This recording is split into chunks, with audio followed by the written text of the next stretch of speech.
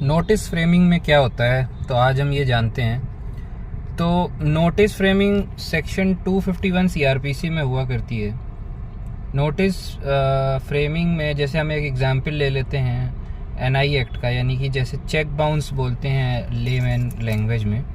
अगर cheque bounce हो गई है और आप उसमें अक्यूज्ड हैं, यानी कि आपने चेक दी थी कुछ अमाउंट की और आपकी जो चेक है वो किसी ने लगाई जिसको भी आपने दी थी और वो बाउंस हो गई, तो आप उसमें अभियुक्त बन जाएंगे।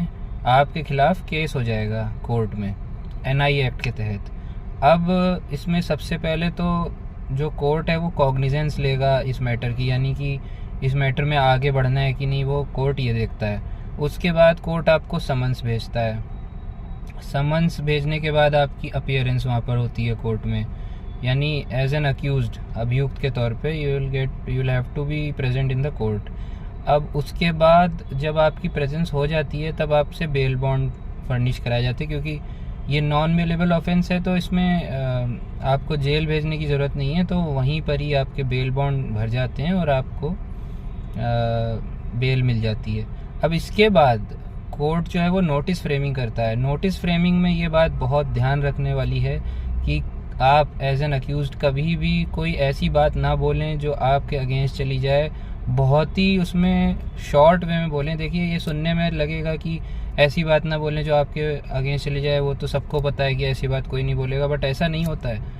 पता सबको होता है, पर कुछ ना कुछ ऐसा गलत निकल जाता है मुंह से, या आप कुछ एक्स्ट्रा बोल जाते हो जो आगे चल के जो कंप्लेनेंट का वकील है या कह लीजिए कोर्ट में, वो ऐसा सबूत आपके खिलाफ बन जाता है जो आपने ही कहा होता है, तो आप उसे फिर मना भी नहीं कर सकते, डिस्प्यूट भी नहीं कर सकते। तो बहुत शॉर्ट वर्जन रखिए, जो आपसे पूछा जाए उसका हाँ ना में जवाब दीजिए, और ऐसा जवाब दीजिए कि आपकी लायबिलिटी उसमें और फंस ना जाए।